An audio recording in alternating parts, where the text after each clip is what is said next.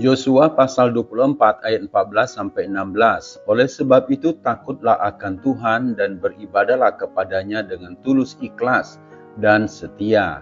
Jauhkanlah Allah-Allah yang kepadanya nenek moyangmu telah beribadah di seberang sungai Efrat dan di Mesir, dan beribadahlah kepada Tuhan. Tetapi jika kamu anggap tidak baik untuk beribadah kepada Tuhan, pilihlah pada hari ini kepada siapa kamu akan beribadah. Allah yang kepadanya nenek moyangmu beribadah di seberang sungai Efrat, atau Allah orang Amori yang negerinya kamu diami ini. Tetapi aku dan seisi rumahku, kami akan beribadah kepada Tuhan. Lalu bangsa itu menjawab, jauhlah daripada kami meninggalkan Tuhan untuk beribadah kepada Allah lain. Baca juga Mazmur pasal 119. Hati yang condong.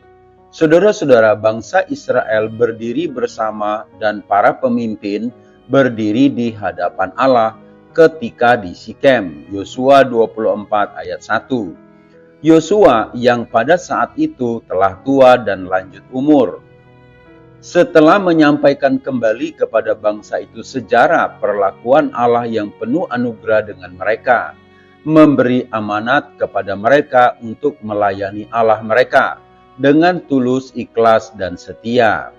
Bangsa itu dikelilingi oleh berhala-berhala, entah berhala dari nenek moyang mereka sendiri, Allah yang kepadanya nenek moyangmu telah beribadah, maupun dari bangsa-bangsa di sekeliling mereka.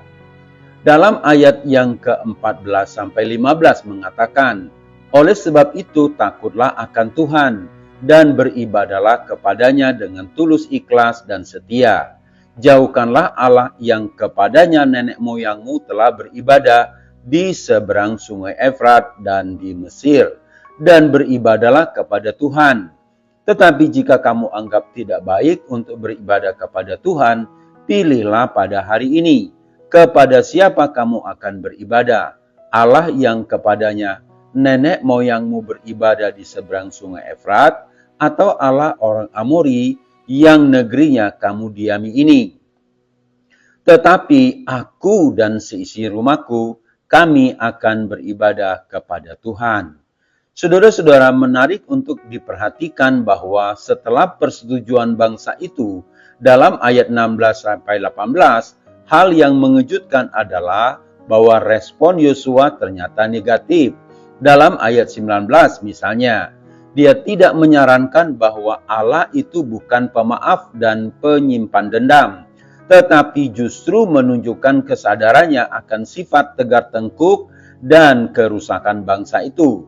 Dengan kata lain, Yosua menekankan fakta bahwa mereka tidak boleh sampai merasa puas diri.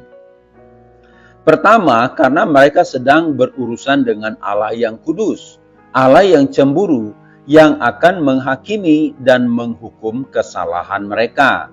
Kedua, karena mereka sendiri adalah bangsa yang rentan kepada kesalahan dan dosa. Saudara-saudara, inilah konteks yang disampaikan Yosua kepada bangsa itu.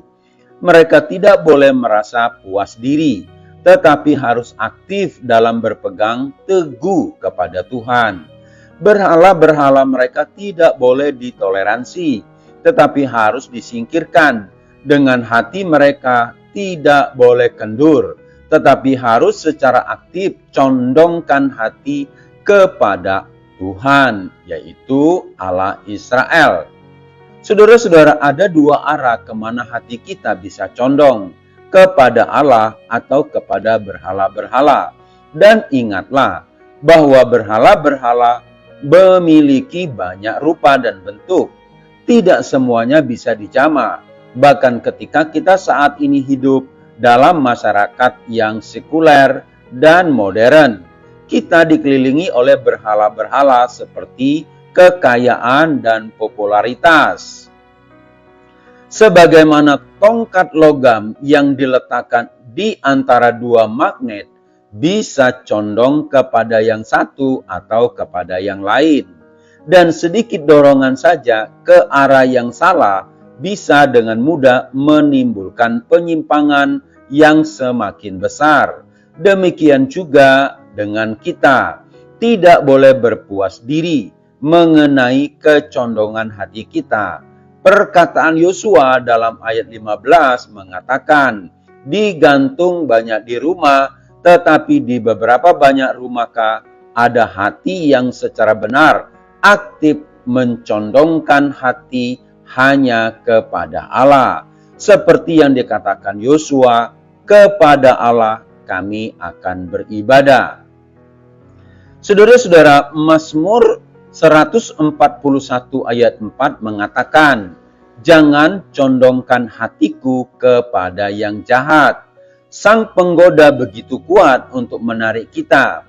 Dalam Kejadian 3 ayat 6, Hawa melihat bahwa buah dari pohon pengetahuan tentang yang baik dan yang jahat itu baik untuk dimakan. Sedap kelihatannya, menunjukkan menarik hati, dan memberi pengertian, menambahkan hikmat. Hal inilah yang mendorongnya mengambil dan memakan buah tersebut. Berikut adalah pengamatan Hawa. Baik untuk dimakan, tampaknya lezat dan segar. Sedap kelihatannya secara visual, menarik atau memikat.